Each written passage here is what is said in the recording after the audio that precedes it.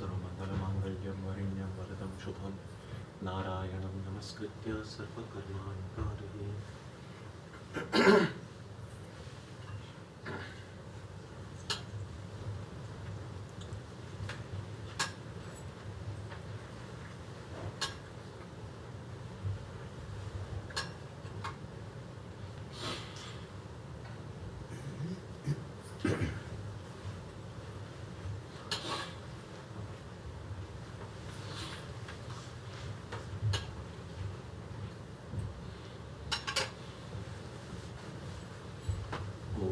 विष्णु परमं परं सदा पश्यन्ति सूरयः दिवीव चक्षुराततम् ॐ पवित्र पवित्रो वा सर्वावस्थागतोऽपि वा यस्मरेत् पुण्डरीकाक्षं सबाह्याभ्यन्तरशुचिः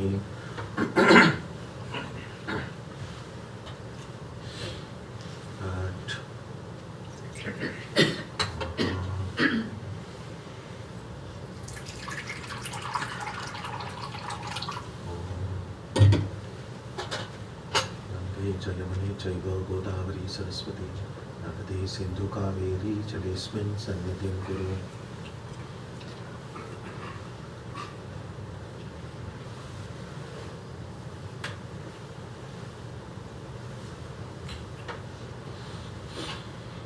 भारतीगताभ्यो नमः। भारतीगताभ्यो नमः।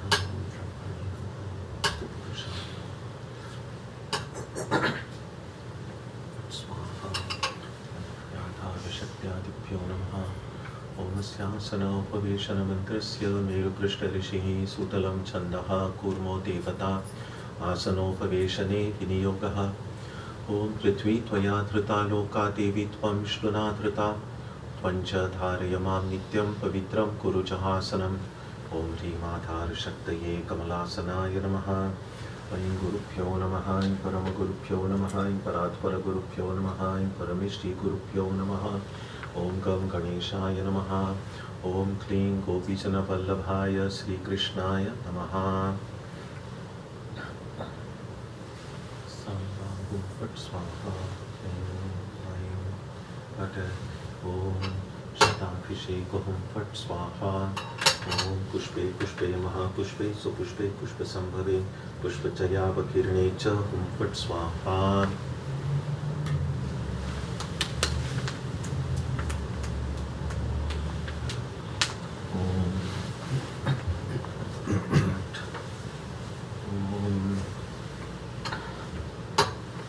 स्त्राय फट्।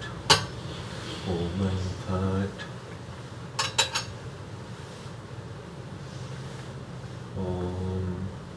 क्लीं कं चं क्लीं चं तं क्लीं तं तं क्लीं तं पं क्लीं पं यं क्लीं यं शं क्लीं शं रं। ॐ ऐं सर्वदेवी स्वरूपाय श्रीरामकृष्णाय नमः। ॐ क्लीं श्रीगोपीजनवल्लभाय श्रीकृष्णाय स्वाहा। ॐ दुर्गे दुर्गे रक्षिणी स्वाहा।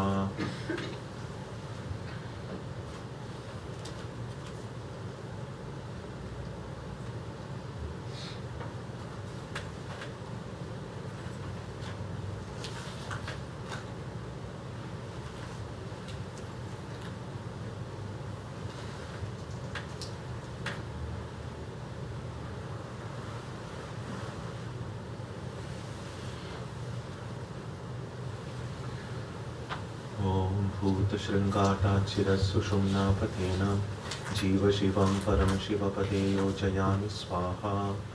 ॐ यं लिङ्गशरीरं शोषय शोषय स्वाहा। ॐ रं सङ्कोचशरीरं दह दह स्वाहा। ॐ परमशिव सुषुम्नापथेन मूलशृङ्गाटमुल्लसोल्लस ज्वल ज्वल प्रज्वल प्रज्वल सोऽहं हंस स्वाहा।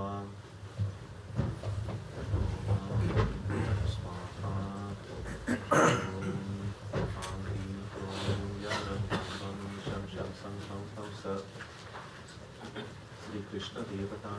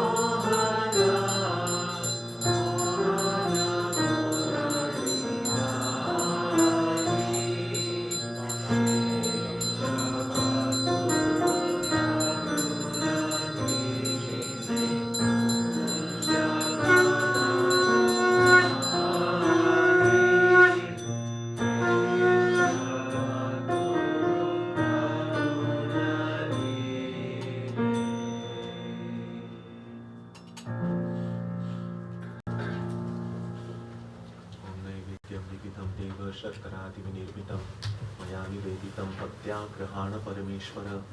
ओम इंगिदं सोपकरणपक्वान्यनैवेद्यं श्रीकृष्णाय गोपीजनवल्लभाय निवेदयामि।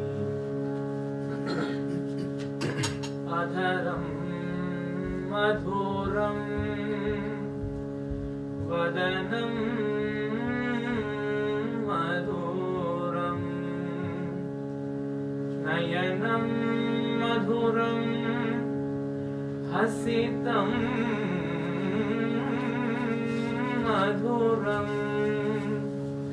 हृदयं मधुरं गमनं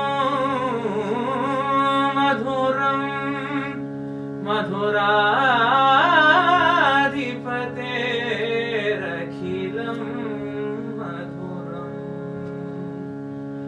अधरं मधुरं वदनं मधुरं नयनं मधुरं हसितं मधुरम्।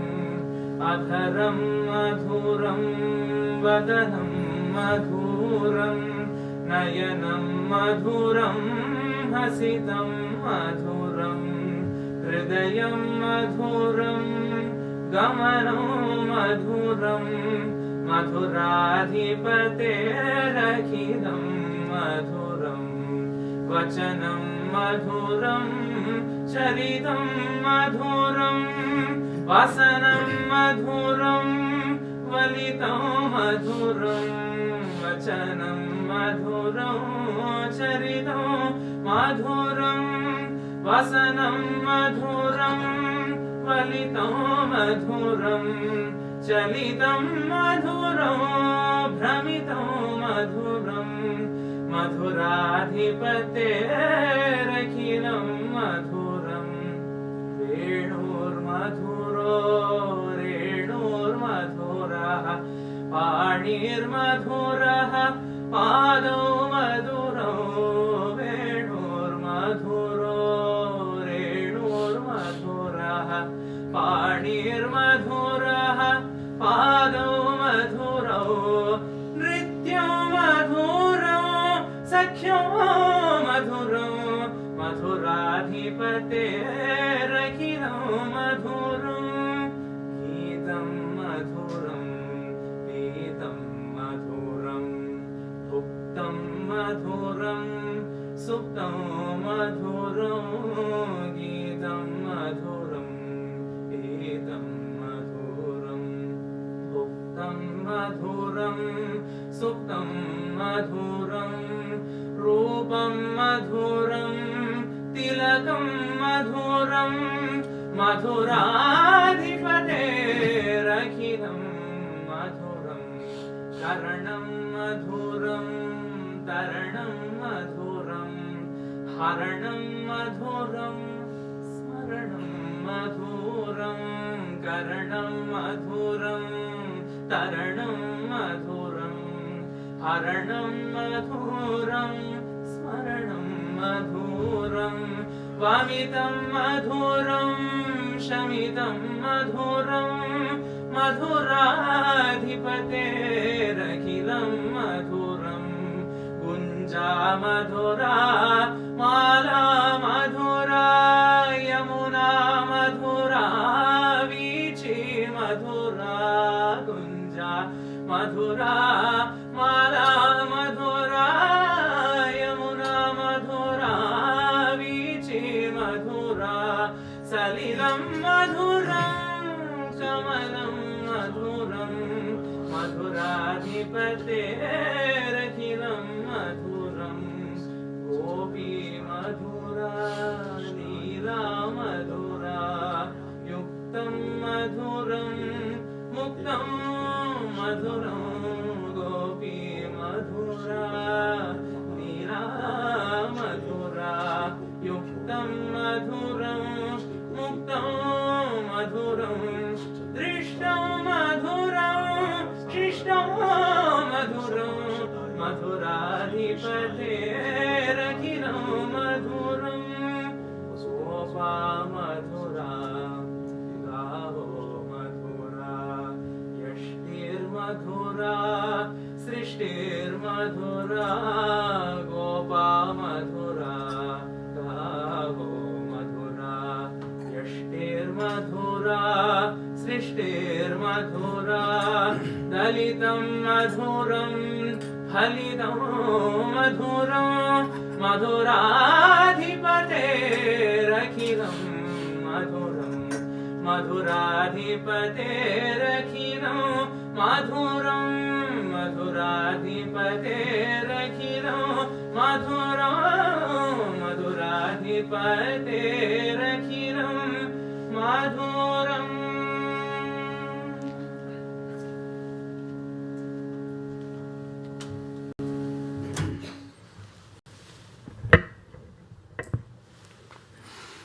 Welcome everyone.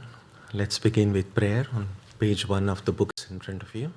Om Shanti Shanti Shanti Harihi Om.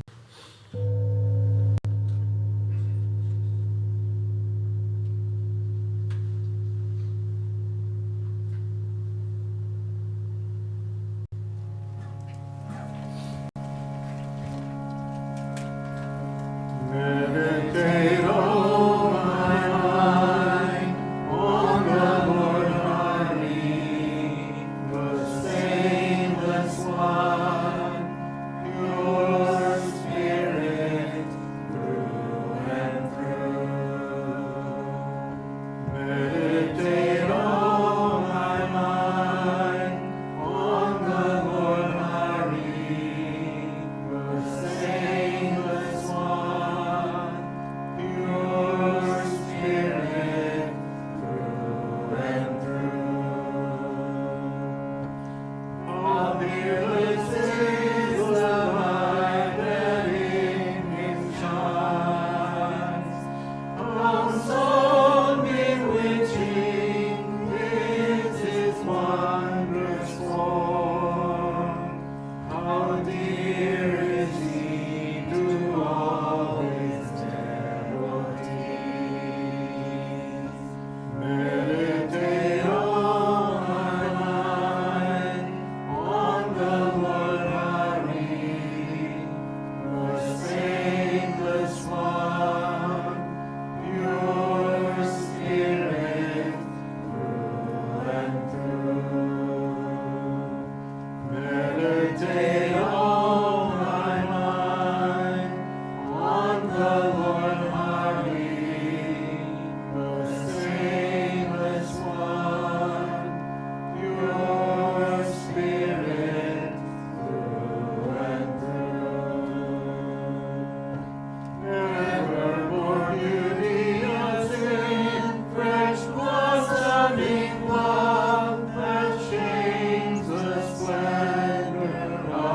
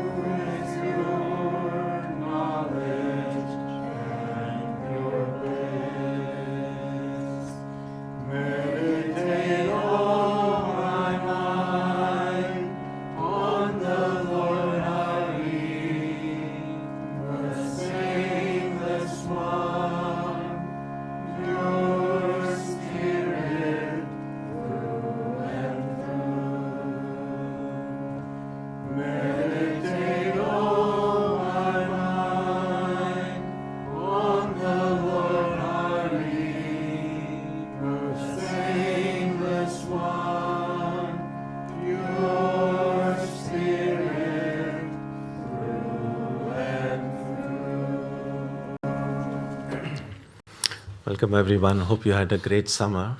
And as most of you know, the Krishna's birthday falls, according to the lunar calendar, usually falls during the time when we are closed. And therefore, when we reopen, the first Sunday, we have the Krishna Festival.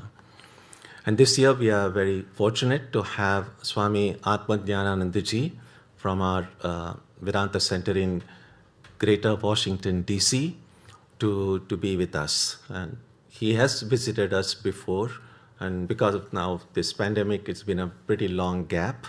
But some of you have had a chance to hear him before.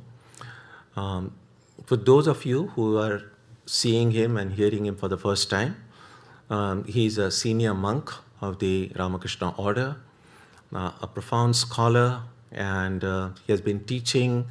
First, he joined the order in the Vedanta Center in Southern California, and for the last 26 years, he's teaching Vedanta in the Washington, D.C. area. I have had the privilege to have known him first via correspondence when I was editing the journal back in Chennai in southern India.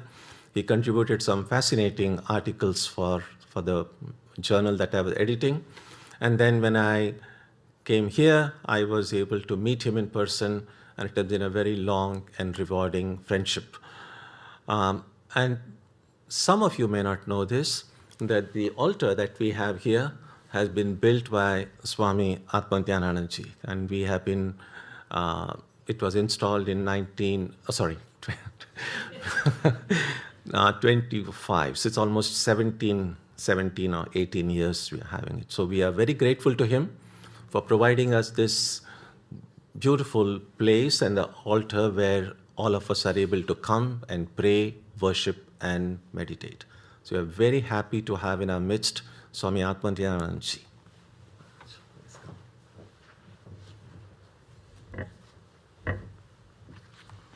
Thank you, Maharaj. You omitted one thing. We actually met in 1993 for the first time at the World Parliament of Religions. Yes. My room was right next to his room. We said it at Bellermut, so we know each other from that time. And I think the first time that I spoke at the Krishna Festival was in Marshfield, probably close to 25 years ago. And I think I'm giving the exact same talk that I gave then. So I hope no one remembers. The life of Sri Krishna is a fascinating life. And in the whole tradition that we have, different divine figures in the Indian tradition, he's really unique because each stage of his life, from the infancy to youth to the heroic figure of Sri Krishna, of Gita, all the way to moving to West India with Rukmini, and every stage represents a different type of worship. And he's connected with this tradition of bhakti, even though when we go through Gita, we find he gives equal stress to all of the yogas. But we associate the figure of Sri Krishna with a devotion, particularly for two reasons. One, his teachings, and two, that he's the object of devotion for so many people in so many different ways. Now, the curious thing is that not so much as the example of devotion. If we want that, we have to go to Radha. That she is the one who really teaches us what it means to be a devotee because of her love for Krishna. So he's also involved, of course, with that. But I wanted to go through these aspects a little bit, his own teachings, and also how he's worshipped. And I want to examine it through the lens of Sri Ramakrishna. Because for me, this is my own bias, of course, that everything that we see through the lens of his life and his teachings clarifies all of the other different types of spirituality, not just in India, but the whole world. So there's a little bit of an introduction of what I'd like to speak about this morning. when we get to the life of Sri Ramakrishna, we generally associate him with Kali worship and worship of the Divine Mother. This was his first experience of the divine, full-blown experience, we can say, in Dakshineshwar. But we have to remember that he was born in a Vaishnava family. They were mostly worshippers of Rama, but still, this worship of the Divine Mother was something new to him. And really his tradition was the Vaishnava tradition of Rama and Krishna. Not so much Krishna in his family, but that was also innate within him, that this reverence for the Vaishnava tradition, life of Chaitanya Deva. We find that Sri Ramakrishna wasn't so much connected with that type of Vaishnava tradition, but after visiting some of the holy places, then he became convinced that Chaitanya Deva was also a divine incarnation. And most of the spiritual practices, sadhana, that he did after the worship of the Divine Mother were Vaishnava sadhanas.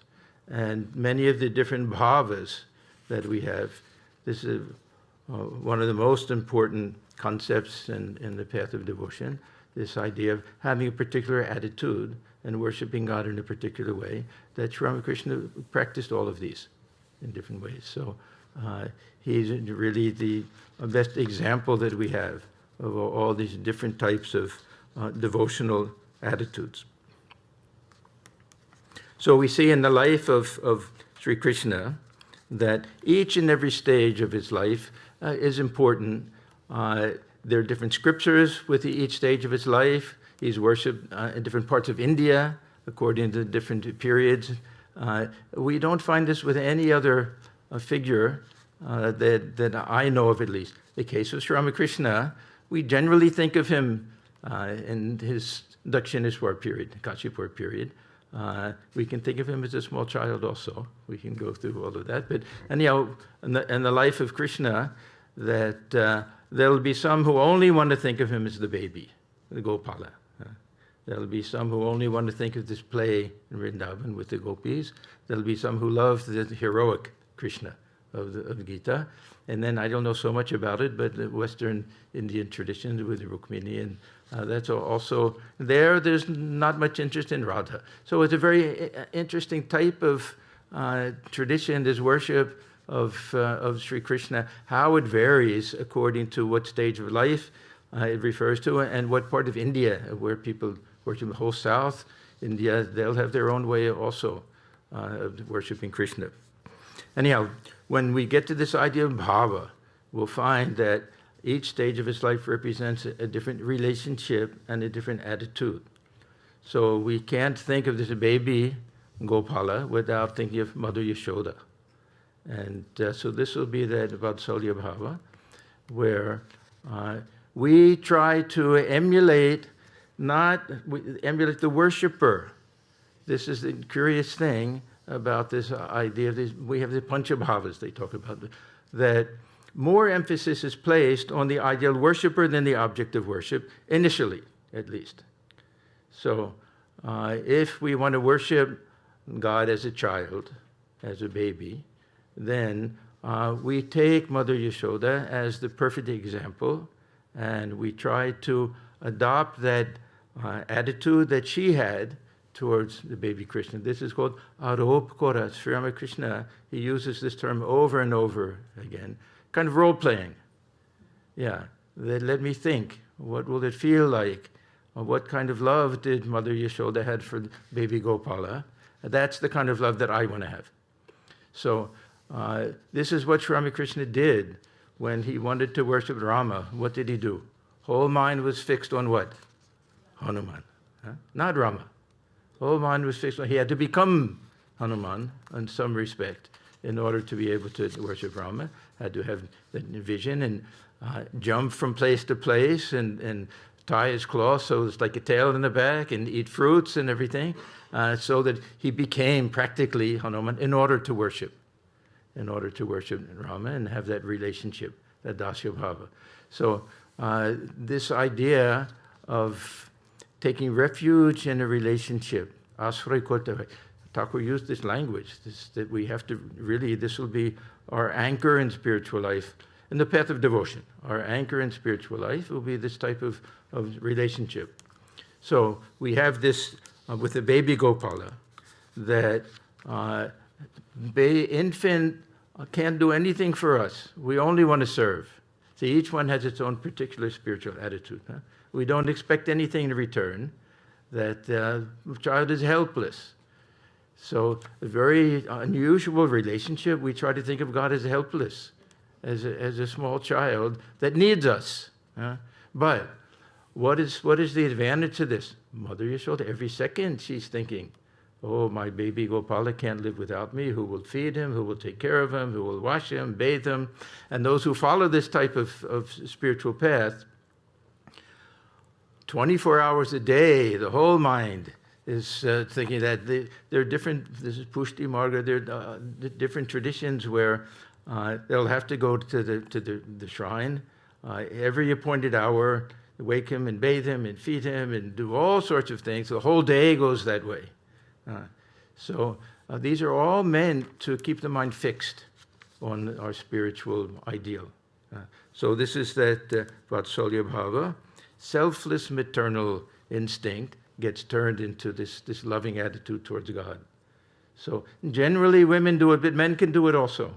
These are fluid things. If we have that maternal instinct, and these are not gender types of things. Generally we think, of course, that women will do it, mother will do it, but anyone can do it. If that's the type of attitude we have, we like to think of God as needing us. Sometimes Sri Ramakrishna says this is at the very end.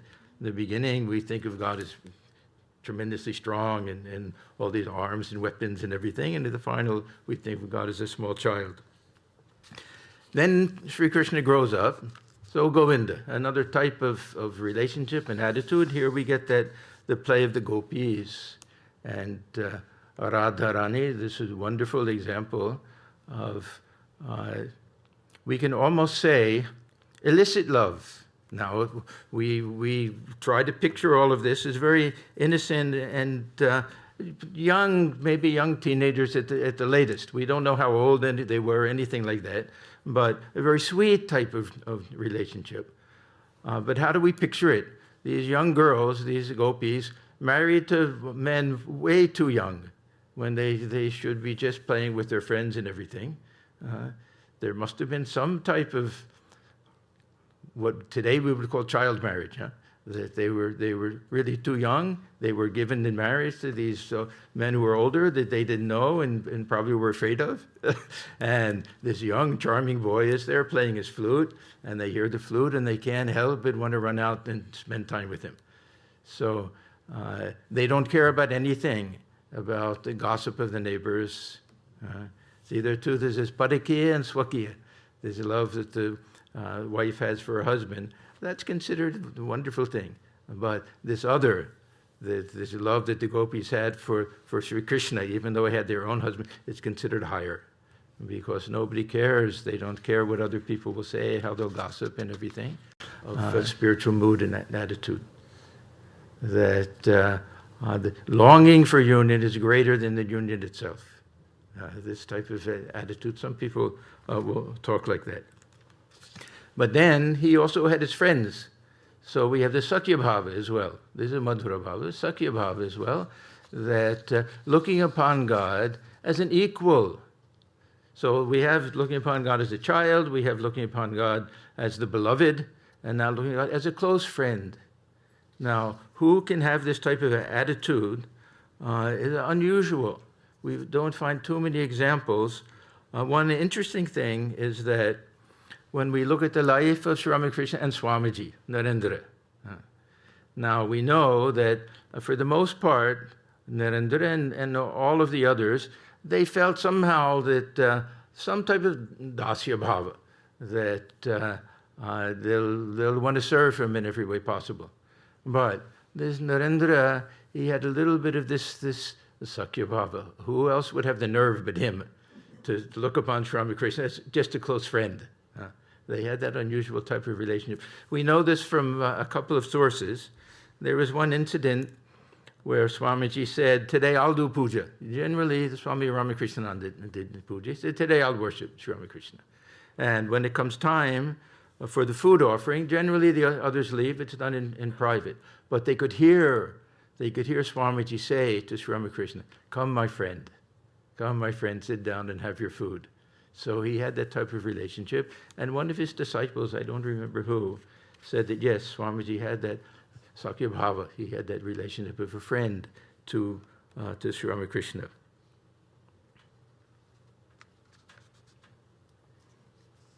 Yeah, then we have Krishna as the charioteer.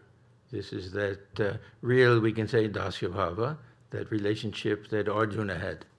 This is not traditionally Dasya Bhava, we think of Hanuman and Rama, but that type of attitude, and where we really feel that, yes, Arjuna said he fell down at his feet at one point and said, I take shelter with you, that you tell me what to do, I don't know what my duty is, that everything is in your hands, I'm your disciple. So that type of relationship we find. So each one of these is a type of archetype, a different attitude that we can have, and each one has the paradigm. That's the interesting thing that we focus on. Let me be like Mother Yashoda. Let me be like Radha, and have that type of relationship. So this is something that Sri Ramakrishna emphasized very much. If we like this path of devotion, then we have to have a bhava, particular attitude, and we have to have a particular relationship, and they go hand in hand. So it's equally how we think upon ourselves and how we think upon God. So if I like to think of myself as a small child, I'll worship God as mother. Not so much that I want to worship, that I think of God as mother, and therefore let me try to feel like a child. It's a little bit of both, but it's a kind of a personality trait type of thing, that each one of us will find that is a better fit. Now, can we do more than one? Yes. Yeah, at different times. There are times when Sri Ramakrishna will ask some of the disciples. He asked M one time, what is your attitude? And yeah, sometimes I like the servant attitude. Sometimes I like this soham. This also, this feeling of oneness. This is shanta bhava and everything. So we can incorporate these different moods, different attitudes at different times also. But generally, there'll be one dominant type of attitude and relationship. So Sri Ramakrishna, he did all of these. When he wanted to worship Krishna himself, he wanted to worship Krishna as the beloved. So when he wanted to do Vatsalya Bhava, somehow Divine Mother had him do it as the baby Rama. Gadadhari came and that happened. But when he wanted to worship Krishna as the beloved, then whole mind was fixed on Radha. He had to dress like her, become like her, do everything that way in order to feel that type of love that she felt. Because she's the paradigm, she's the perfect example. This is what I was saying earlier, that Sri Krishna himself is not the highest example that we have of the perfect devotee. He's the object of devotion. And there's a theory among the followers of Chaitanya Deva that Sri Krishna was envious of Radha's love and devotion towards him. So much so that he wanted to be born as Radha.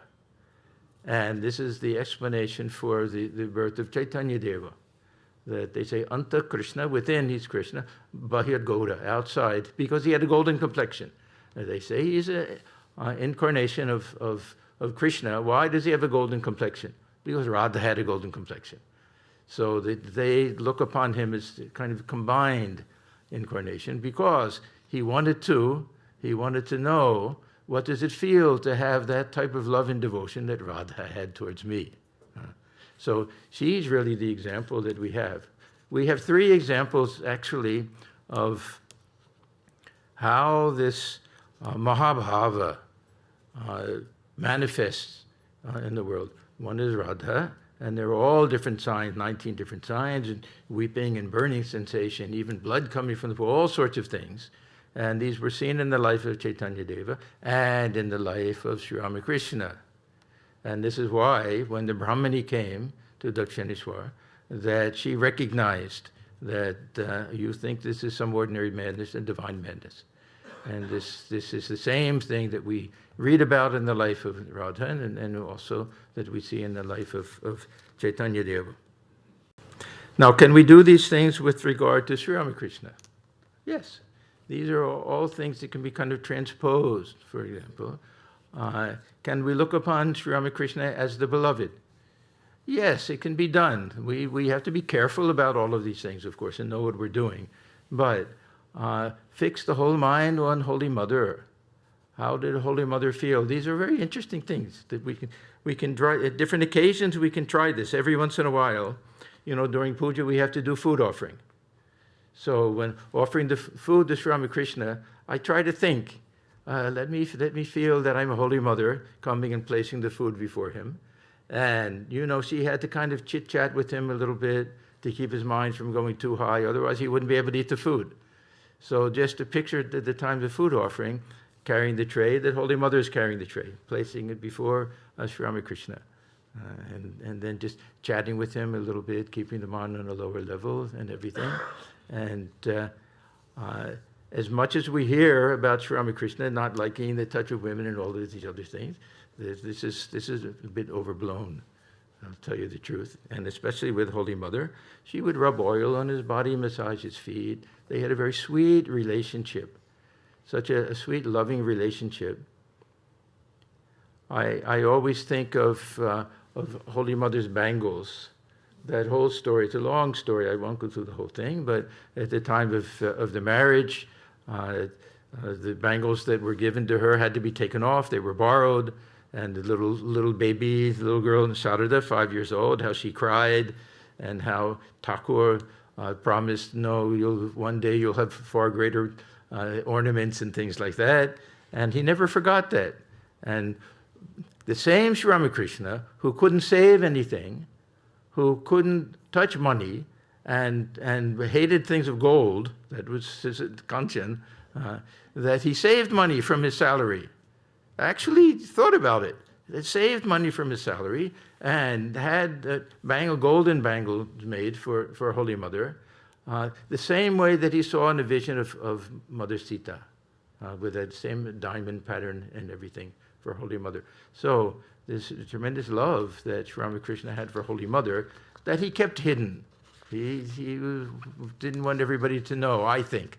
This is my feeling, but they had a very beautiful, such a pure, beautiful relationship between the two. So why not? If this is our spiritual attitude, we think how Holy Mother looked upon him. Feel what it would like to be a Ramakrishnananda Swami. A whole life is spent in serving Sri Ramakrishna. Every second trying to think, is he uncomfortable? Can I fan him? Can I do this and that? The way we look at his life, what he did when he was in Chennai, Madras at that time. How literally he felt the presence of Sri Ramakrishna in the photograph or image and everything. So we can do all of these types of things, and we can look upon Sri Ramakrishna as a young boy. And I'll give one example. Our Swami Premeshanandaji. Swami Premeshanandaji was a disciple of Holy Mother who wrote many, many beautiful songs and beautiful letters. They were all collected and everything.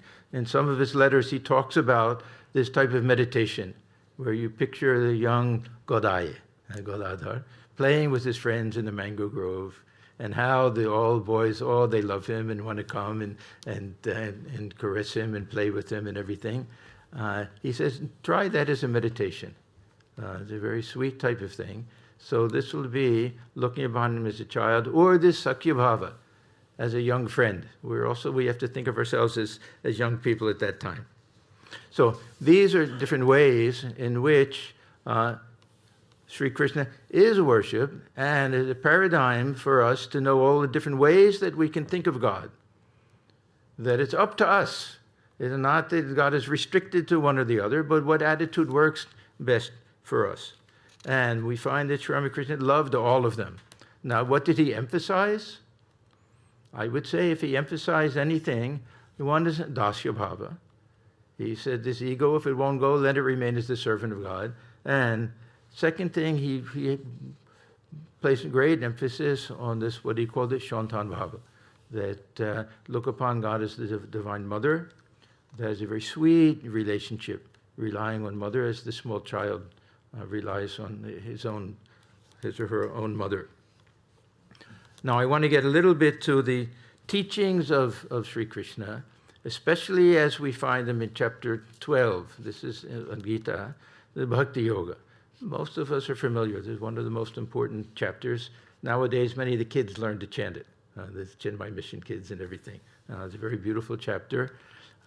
It starts out by placing emphasis on Bhakti Yoga as opposed to Jnana Yoga. Now, we have to remember that this is specifically a chapter in Bhakti Yoga, so we can expect some special emphasis. That Sri Krishna, just like Swamiji, when Swamiji spoke about any of the yogas, it was as if that's the only thing.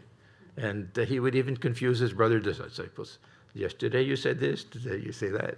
Yeah. So it depended on his mood.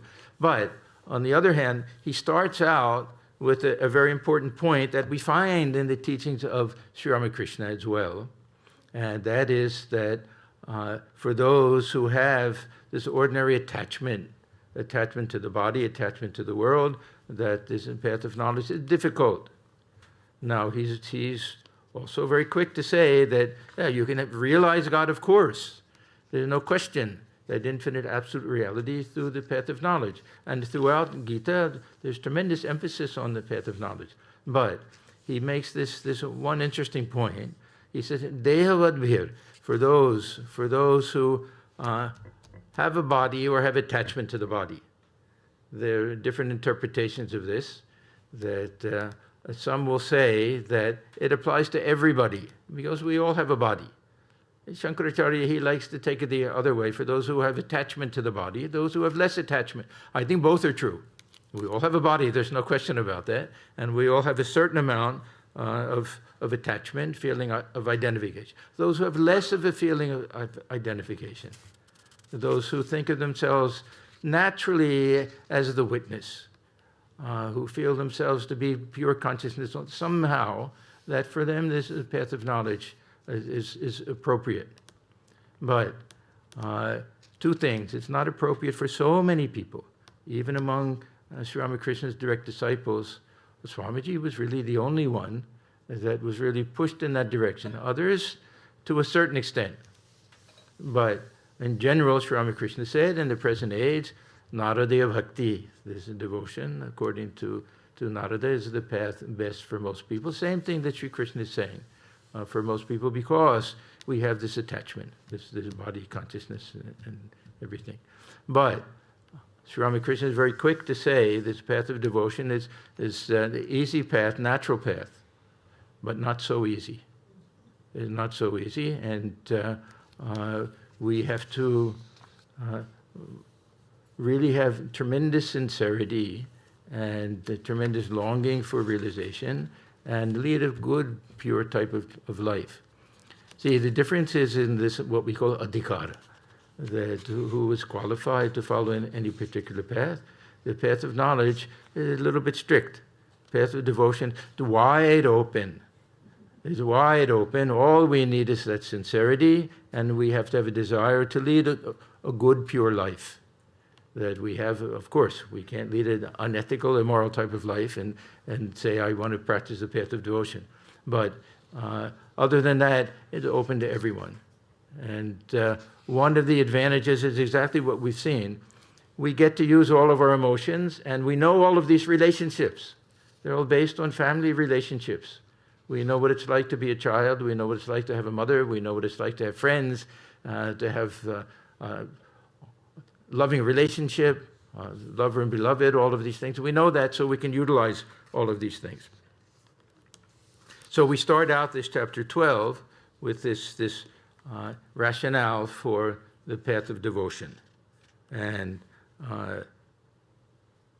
we get these qualifiers. If we look at this chapter 12, we find that not just anybody, but the whole mind has to be fixed on the object of our devotion. So there has to be some intensity. Sri Ramakrishna talks about the dive deep, Lub Dao, he says over and over again. Has to be some type of intensity. Minds and hearts has to be fixed on the Lord, and to be ever united with God. Now, what does it mean, ever united with God? It means we have to think, we have to feel that type of connection. It doesn't mean that we've achieved God realization or union or anything. They're all a question of the heart and of the mind. So this is what we get in the very beginning. Those who want to follow the path of knowledge, they have to have tremendous dispassion and some type of renunciation, perfect control over the senses, all of the things that we don't have to have in the beginning with the path of devotion, but eventually we'll have to have all of these same things also. One thing I find very interesting, when we get to the very end of chapter 12, we get a description of the ideal bhakta. And it's almost identical to the sthita prajna. It's not who is the odd devotee, who is singing and dancing and weeping. None of that. It is all about who is steady and firm and sees the same dwelling everywhere, not too many ups, not too many downs, all of the things we see in sthita prajna. So there are all these very common factors that we have in spirituality. So for Sri Ramakrishna, the main problem was this ego. We talk about body consciousness, about this sense of I. And this sense of I is something which will never leave us. It's a question of what is the nature of it. We sometimes talk about eliminating the ego. We can't eliminate the ego. The ego will be non-functional when we're sleeping, non-functional when we're in the state of samadhi, not functional when we're involved in reading a book, but it comes back. So what is the nature of this ego? Sri Ramakrishna says that you can analyze 1,000 times, that this ego has no substance to it. That we try to find it, we don't find it. He says, search for the ego, you won't find it. He says, peel the onion. He uses that example that suppose you want to find this ego and it's hidden beneath all the layers of the onion. You peel it, you find there's nothing there. Of course, he uses it in a different sense. You'll find it in God dwelling within also. But anyhow, we reason 1,000 times and we know it, and the very next minute it comes back. Somebody says something to us. How dare you say that to me? So he says, let that rascal remain as the servant of God. So it's a very practical thing. If this sense of I won't leave us, then let it remain and form a relationship. So this is where he goes with that. Take shelter, take refuge, anchor yourself, your spiritual life, in a relationship with God. For us, it can be with Sri Ramakrishna and Holy Mother. It can be with the avatar also, that type of relationship where we can feel that we also can go to Dakshineshwar, we can sit in his room, we can sit at his feet, we can look upon him as father, mother, as everything. We can have that type of relationship. Most of us won't be so bold to look upon him as a friend or anything, but there were some, say Mahapurush Maharaj, Swami Shivanandaji, looked upon him as mother, would address him as mother also. Everyone had a different way of understanding and looking at Sri Ramakrishna. So I'll just go through this one section of chapter 12, and then I'll close with that we get instructions on steps that we take. See, Arjuna is always asking the perfect question. So Arjuna wants to know that how do we have this devotion? What do we have to do? So Sri Krishna will give a bunch of steps. So he'll say that fix your mind on me. So practice meditation and try to let the mind dwell in me. There's a very beautiful concept here that if the mind dwells in God, then we live in God. It's a very interesting concept. If I ask any one of you, where do you live? What will you say? in Boston, or you live in the suburbs, we'll go to that place. But if we really think that suppose the mind is always dwelling, take the example of the maidservant. Where does she live? Does she live in the master's house, or does she live in the village? She's at the master's house most of the time, but if her mind is constantly back home with her children and with the family and everything there, then that's where she lives. So it says, Nivishishasi Mayeva, you live in me. Yeah, fix your mind on me, your intellect in me, you live in me. Have no doubt about that from this moment on. So this is where we live. So we have to try to feel that. Now, how do we do it? How do we feel that the mind is living in God, dwelling within God? There are ways of doing it. One is meditation. Other, and this is my favorite, is get immersed in reading the Gospel of Sri Ramakrishna. If Sri Ramakrishna is our ideal, and then get immersed in that, so that every waking moment we almost feel Sri Ramakrishna is there in his room waiting for us to go there. You know, the direct disciples, M used to say it, Swami Turiyananda, that the moment they left the presence of Sri Ramakrishna, whole mind was thinking, when will we go back to see him again? And Swami Turiyananda, he said a very beautiful thing.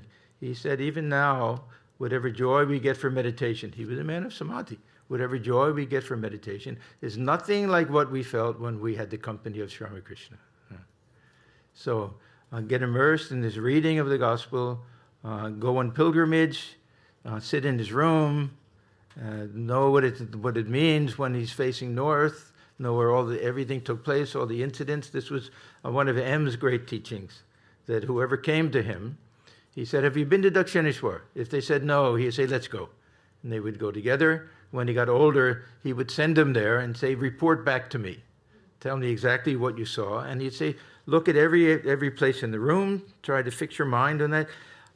Etch it in your heart. So you sit for meditation, you can picture it, exactly where everything took place, where Sri Ramakrishna worshipped the Holy Mother, Shodasi Puja, where he would stand up and dance, and where he used to point, this is where Rakal had his first ecstasy. So all of these things, so that the mind is always there.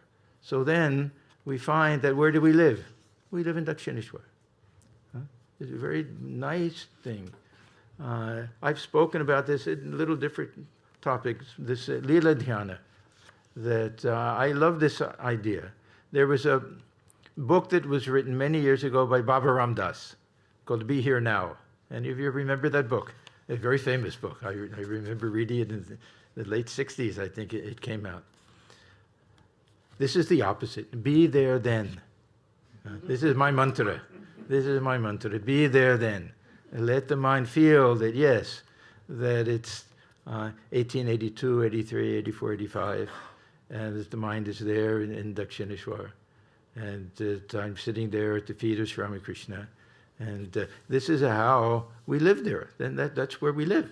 It doesn't matter if we forget where the body is. We sit for meditation and we feel that we're there. So these are all different ways of doing this. Now, so Arjuna says that just like Girish Ghosh said, but I can't do it. My mind wanders. What do I do? And he says, Abhyasa Yoga. So you keep trying. And he said, I can keep trying, but it's the nature of the mind that it's going to wander. So then he says, then try to do all of your work as an offering to me. So we get to this idea of the Karma Yoga, and then renounce everything for me. Let everything go. Take this practice Sharanagati. This why? This is Tyagat Shantir Anantaram. The moment we let go, we have peace. Then Thakur used to tell the story of the kite, big aquatic bird. That got a big fish in its mouth and is flying away, and all the crows came. Crows are cawing, cawing, cawing, and finally they're biting at his tail and this and that. He lets go of the fish. And then this Avadut is watching, and he sees all the crows leave. And now this kite is in perfect peace and everything.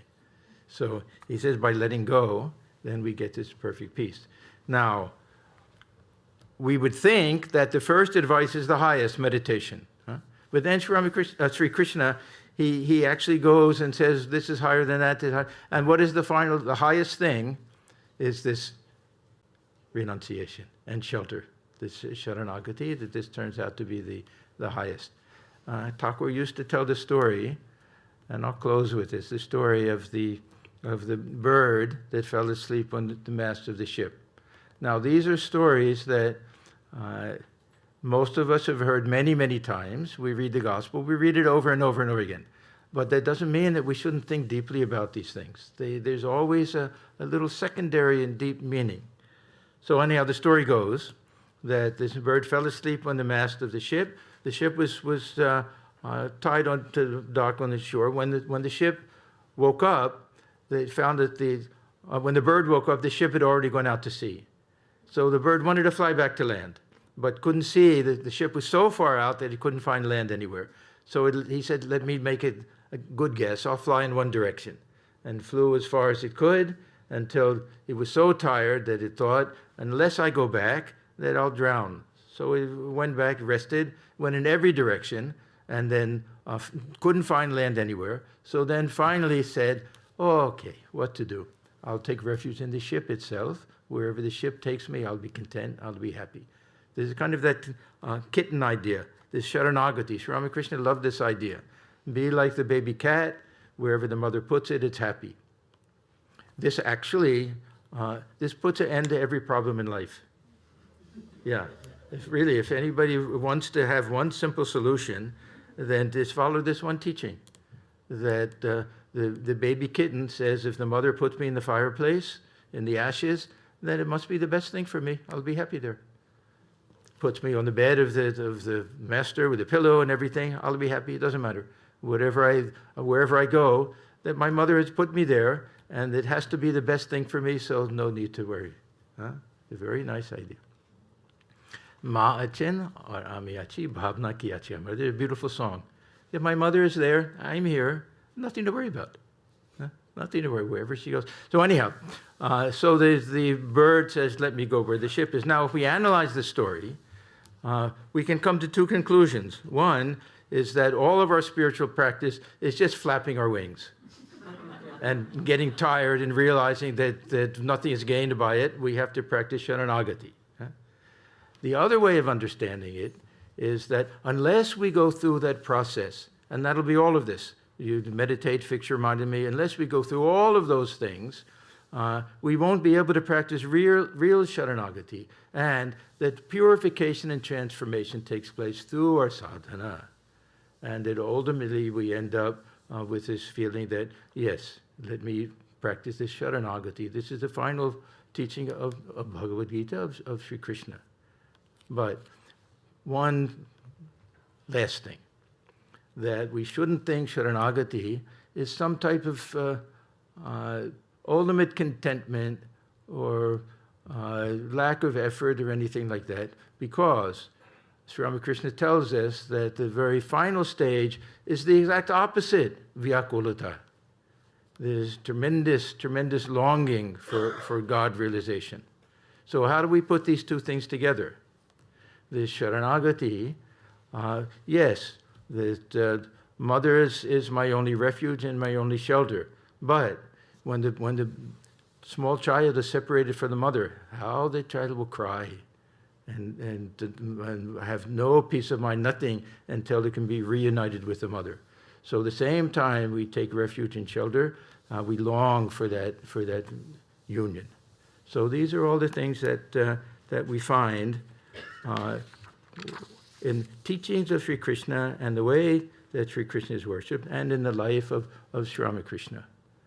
So I thought on this occasion that I would say a few words about this worship of Sri Krishna and what he said about how we should worship. So I'm very happy that I could come here, grateful to Swami Jaganandaji Maharaj for inviting me, and nice to see all of you again. I'll close with just a chant. Om mukam karoti vachalam bhangam langhayate girim yat kravatamaham vande Paramananda Madhavam.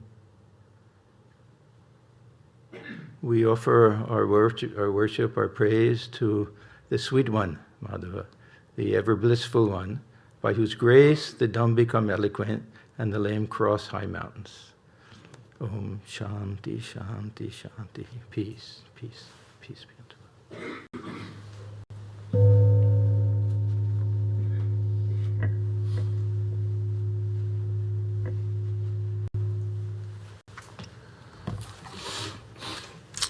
Thank you. Yes. So lots to think about and ideas and practices that can be very helpful in our own personal practices. So we are very happy, and I hope next time you come sooner.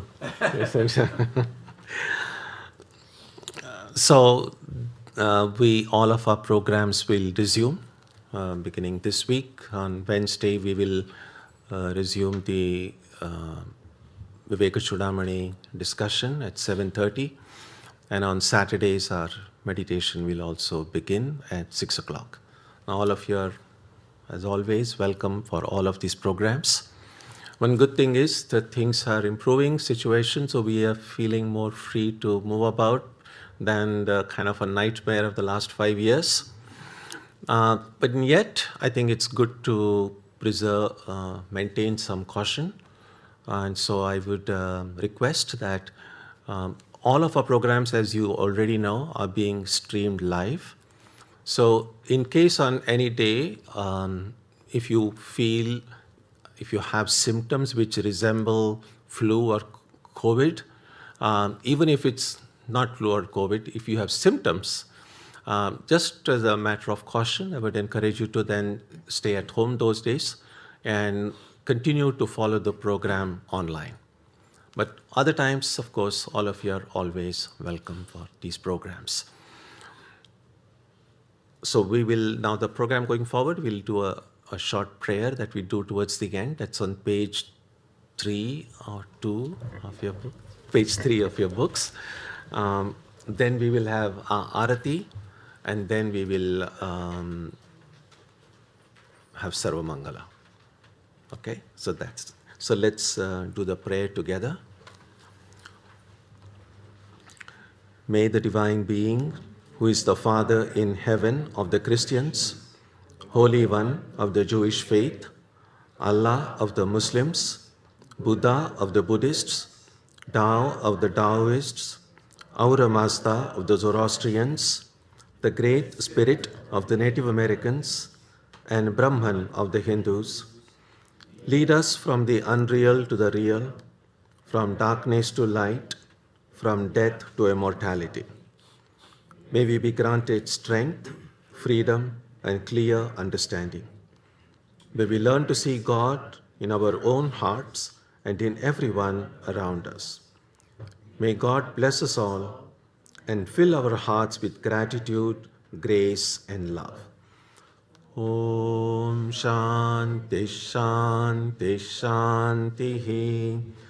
Peace, peace, peace be unto all.